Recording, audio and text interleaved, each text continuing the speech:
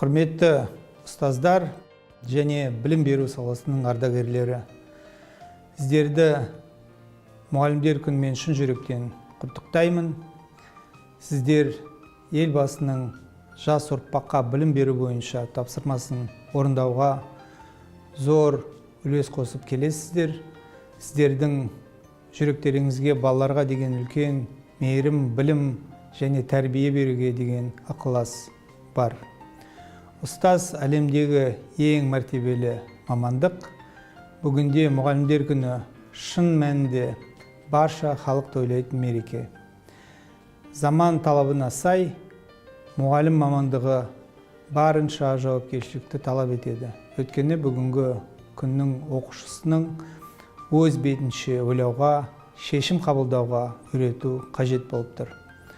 Құрметті ұстаздар, үлкен жауапкершілікпен сабырлықты талап ететін еңбектеріңіз үшін алғыс білдіремін.